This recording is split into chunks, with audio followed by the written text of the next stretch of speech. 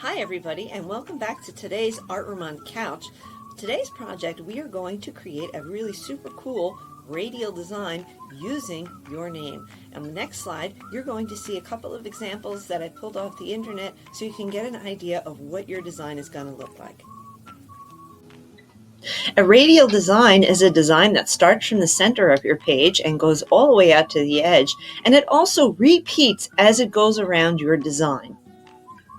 Okay, what materials are you going to need for this project today? You're going to, of course, need a piece of paper, a pair of scissors, a pencil, and a Sharpie marker. If you don't have a Sharpie marker, any dark marker or pen will do. And of course, for later on when you're ready to start decorating your design, markers, crayons, or colored pencils, or your coloring tool of choice. Now, this project requires a square piece of paper.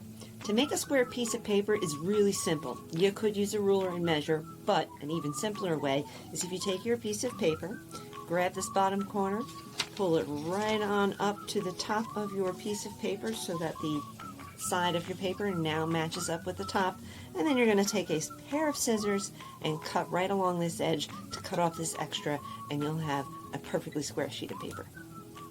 Now, you're going to need to create 8 sections on your square piece of paper.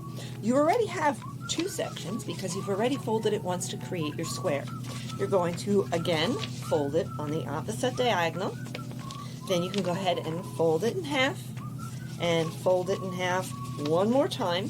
And when you open it up, that should give you 1, 2, 3, 4, 5, 6, 7, 8 triangles all the way around. Before we start drawing on our square piece of paper, I'd like you to create a template for the design that you're going to create using your name on a spare piece of paper. Yes, you are going to need a spare piece of paper. Sorry, I forgot to tell you that. So I'm going to fold up my square piece of paper all the way back into its smallest triangle. I'm going to put it up in the corner of my paper, and I'm going to trace it, and then use a pair of scissors to cut it out. Okay, here you can see I have my triangle template cut out, and I'm going to write my name across my triangle. I'm going to make sure that my letters fill the whole entire triangle from top to bottom. Letter stencils would also work out well if you don't have good handwriting.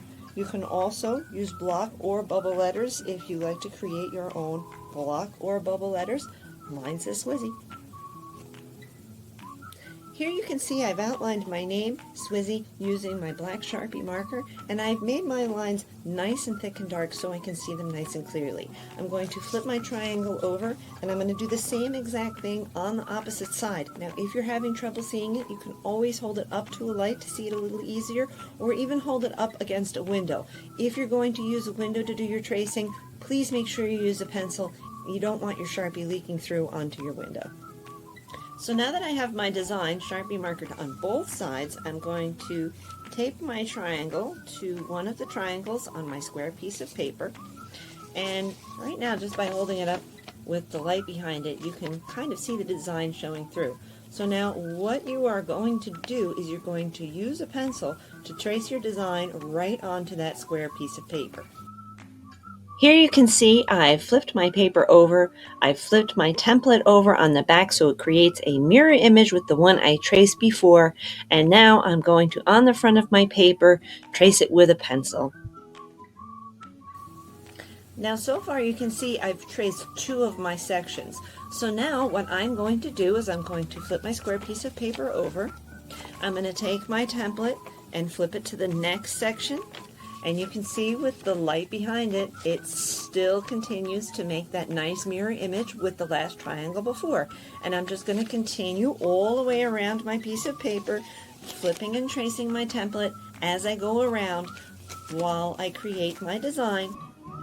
Now you can see my design all completely traced all the way around in all 8 sections, and you can see how each of the Swizzies, when they pair up, they make a mirror image in each section.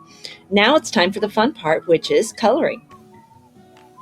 And here you can see the color on my design is complete. I hope you had a lot of fun with today's tutorial, and I hope you're all staying well, staying safe, and having fun creating some art.